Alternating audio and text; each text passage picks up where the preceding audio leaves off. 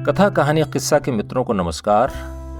ये पूरा विश्व प्रेम का एक अविरल स्रोत है। इतना भर जान लेने से कई दुख, कई संताप स्वतः खत्म हो जाते हैं। इसी विषय से जुड़ी एक कहानी प्रस्तुत है। इसे लिखा है नंदिनी जावली ने और कहानी का शीर्षक है हर पल प्यार।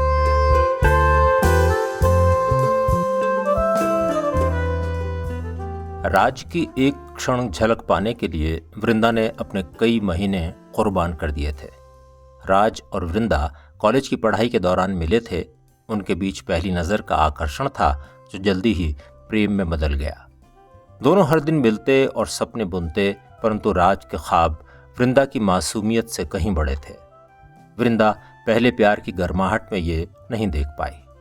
उसके लिए राज की आंखें समंदर की गहराई से भी गहरी थीं, जिनमें वृंदा अपना प्रतिबिंब देखकर पूरी दुनिया भुला बैठी थी।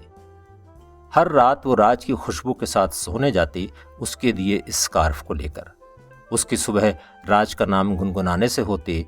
राज एक एहसास बनकर उसके साथ हर पल रहता, इस बात से अनजान कि वृंदा ने उसे सर्दियों की गुनगुनी धूप की तरह बहुत प्यार से ओढ़ लिया था। जल्दी ही राज MBBS करके डॉक्टर बन गया और साथ ही राजनीति में भी सक्रिय हो गया, जबकि वृंदा MA करके नौकरी तलाश करने लगी। डॉक्टर बनने के बाद राज की व्यस्तताएं बढ़ गईं और दोनों का मिलना कम होने लगा।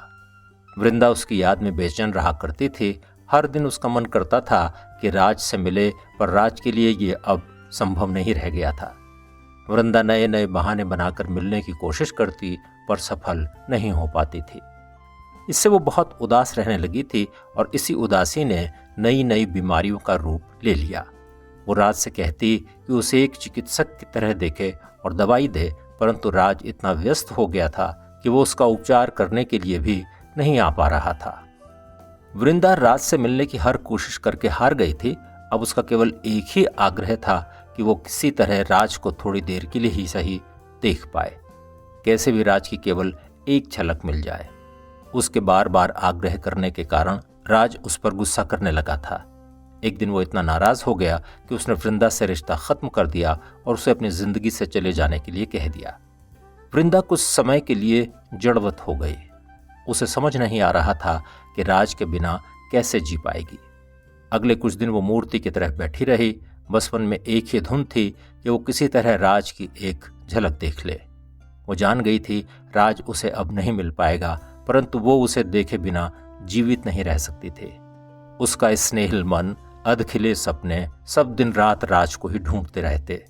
राज ने जिस तरह संबंध तोड़ा था, उसके बाद कोई उम्मीद की किरण नहीं दिखाई दे रही थी। वृंदा ने अपने मन को पूरी तरह मार लिया था। न अब कभी राज का हाथ उसके हाथों में होगा, न प्रेम का आलिंगन होगा। परंतु राज को एक नजर देख पाना तो कोई गुनाह नहीं है। वृंदा की दशा ऐसी हो गई थी जैसे क्लिफ डाइविंग में कोई हवा में लटक जाए और खुद को गिरते हुए महसूस करके भी बचने का कोई उपाय न कर सके। वृंदा ऐसी स्थिति में भी मना रही थी कि राज केवल एक बार दिख जाए, फिर चाहे उसके प्राण छूट जाएं। अब उसने उसका उपाय ढूंढना शुरू किया। राज को सोशल मीडिया पर खोजने लगी। वो कहाँ जाता है, क्या उसकी गतिविधियां रहती हैं, ये सब उसने पता किया। फिर अपनी दिनचर्या उसने राज के मुताबिक ढालनी शुरू की, जिससे वो उसे देख पाए और राज को भी पता न चले। स्कार्फ से अपना चेहरा ढककर वो अस्पताल भी जाने लगी। राज की जिस वार्ड में ड्यूटी होती थी, वो वहाँ किसी मरीज को देखने के बहाने पहुँच जाती। कई बार जाने पर भी राज सिर्फ एक बार दिखा और वृंदा को अपना स्कार्फ ओढ़े देखकर पहचान गया। बहुत नाराज होकर उसने उसे वहाँ से चले जाने को कहा।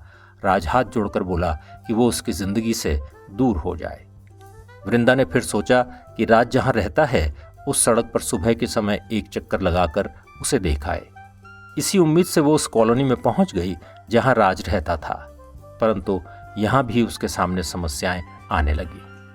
वहां अधिकांशतः युवा पेइंग गेस्ट अकोमोडेशन में रहा करते थे और वृंदा को बार बार वहां देखकर कुछ मनचले उस पर फप्तियां कसने लगे। राज को देखने का वृंदा का यह उपाय भी सफल न हो सका। वृंदा की अब केवल एक ही इच्छा थी कि किसी तरह भी हो उसे राज दिख जाए, चाहे दूर से ही सही। दुखी मन से वो राज के घर के पास एक पार्क में जाकर बैठ गई और रोने लगी। भगवान को उल्हाना देने लगी कि हर मंदिर, प्रभु के हर द्वारे पर उसने राज को ही मांगा था, फिर भी वो उसे देख तक नहीं पाती। उसने भगवान से रोते रोते शिकायत करना प्रारंभ किया कि ना वो राज का साथ मांग रही है, ना उससे शादी करने की आशा पाल रही है। वो ये भी नहीं चाहती कि राज की जिंदगी में कोई और युवती ना आए। वो कुछ नहीं मांग रही, उसकी बस इतनी सी इच्छा है कि राज एक बार दिख जाए। रोते रोते जब उसके आंसू सूख गए तो वो भारी कदमों से घर की तरफ लौटने लगी। वो उस विशाल उद्यान में पक्षियों का कलरव और उनकी मस्ती देखकर मायूस हो गई।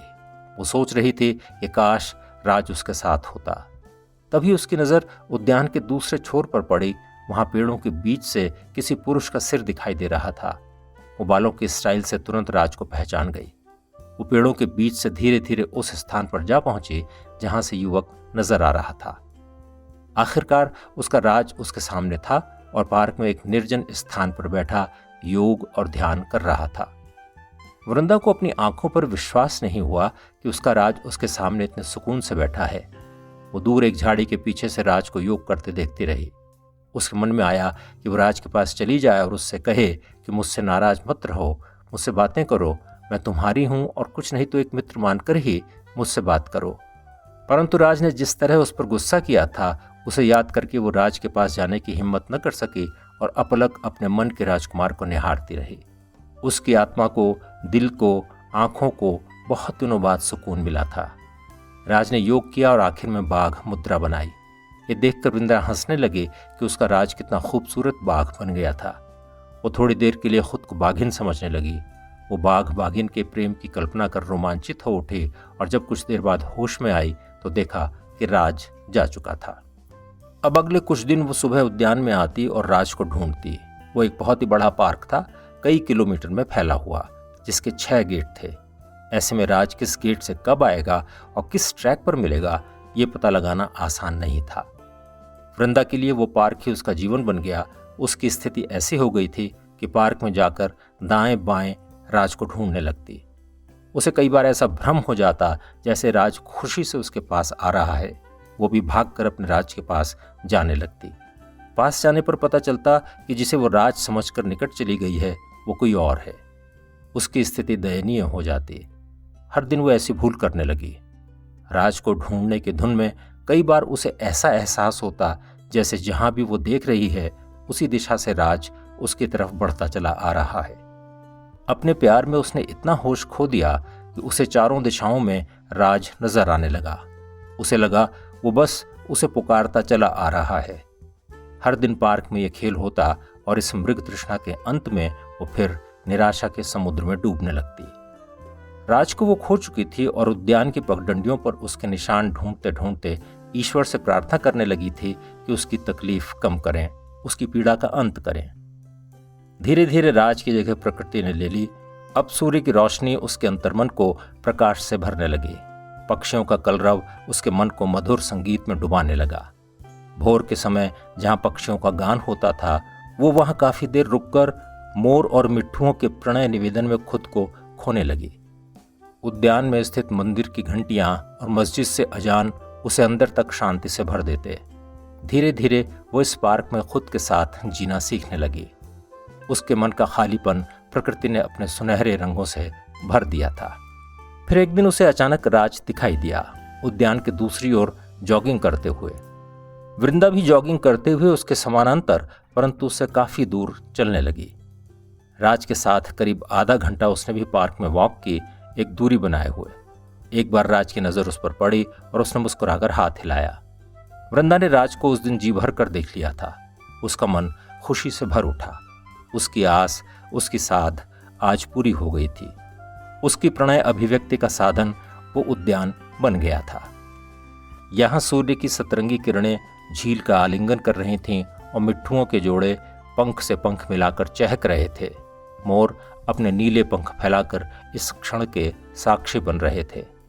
वृंदा समझ चुकी थी कि कोई एक आपका मनमीत बने या न बने, प्रकृति में प्रेम प्रत्येक क्षण बरस रहा है। हर दिल के खालीपन को भरने के लिए प्रकृति के स्नेह का झरना अविरल बह रहा है। संसार की मुलाकातें क्षण भंगुर से हैं, परंतु इसकी नैसर्गिक सुंदरता की झलक नित्यता लिए हुए है।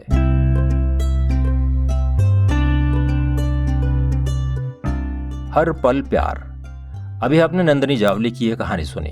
अगर आप भी अपनी कहानी हमारे चैनल से प्रसारित करवाना चाहते हैं तो डिस्क्रिप्शन में दिए हुए ईमेल पते पर अपनी कहानी भेज सकते हैं। कहानी अगर अच्छी लगी हो तो इसे लाइक करें, शेयर करें और हमारे चैनल को सब्सक्राइब भी करें। जल्दी मिलते हैं एक और नई कहानी के साथ।